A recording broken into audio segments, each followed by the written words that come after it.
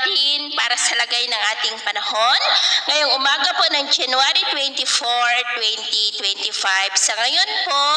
ay easterlies o mainit na hangin na mula sa Pacific Ocean ang dominanteng hangin na umiihip po sa malaking bahagi ng ating bansa mula silangan ng Luzon at Visayas. Ang Intertropical Convergence Zone ay nandyan po ngayon, nakakaapekto sa ilang bahagi ng Mindanao at ang amihan ay nasa taas po dyan sa may extreme northern Luzon. At sa ating long range forecast, consistent pa rin naman po na walang bagyo na namamataan na tatawid sa ating kalupaan hanggang sa matapos po ang buwan na ito ay posibleng storm free pa rin tayo. At sa lagay ng ating panahon, ngayong madaling araw ay maayos ang panahon sa malaking bahagi ng bansa, maliban lamang sa mga tsansa ng mga isolated rains sa ilang bahagi ng Eastern Samar, Tawi-Tawi, Southern Palawan at Davao Region. At mamaya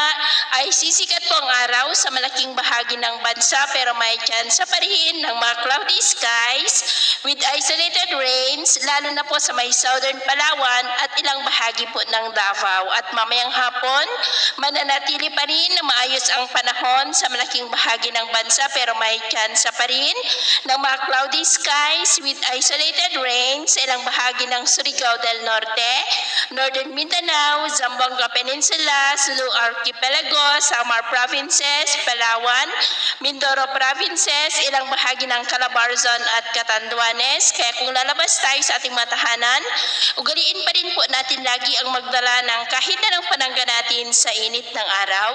at proteksyon na rin po sa mga biglaang buhos ng ulan. At sa atin naman pong mga baybayin, wala naman po tayong nakatas na namang gale warning signals pero iba yung pag-ingat lamang po kung papalaot tayo para mas makaiwas sa mga sakunang